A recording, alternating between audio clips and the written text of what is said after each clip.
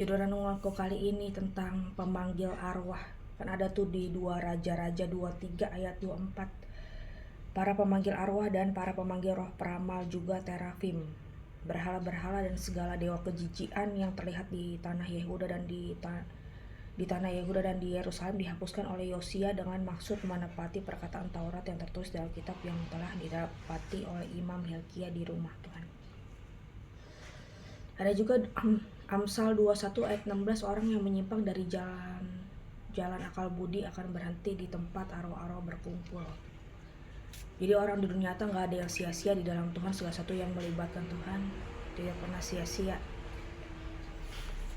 Segala perkataan yang keluar dari mulutku tidak pernah kembali kepadaku dengan sia-sia, katanya kan begitu.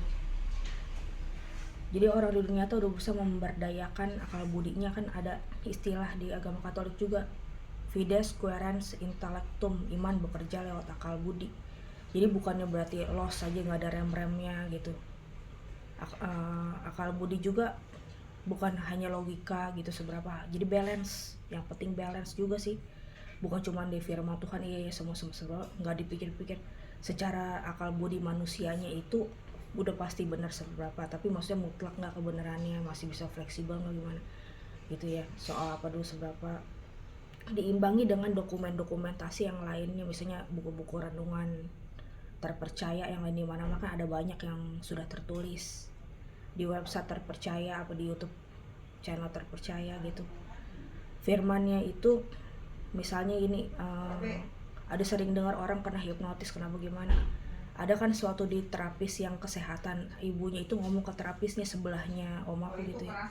Kalau nggak kena hipnotis mah gampang, tinggal ngomong aja. Jadi sehari-hari udah berusaha sih berpikir, berjaga-jaga, nggak bengong gitu.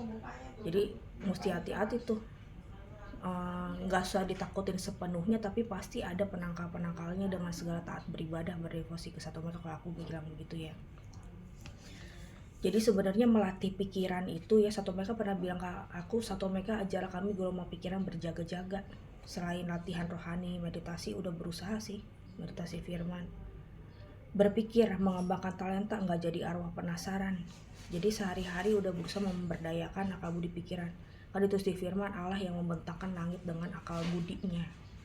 Jadi sehari-hari orang suka berpikir, nggak harus pagi sampai sore mikir judul renungan, apalagi firman Tuhan yang pesannya terhadap hidupku pribadi, apa hidup keluarga, hidup sehari-harinya tuh apa gitu ya. Sebenarnya sih bukannya nggak boleh.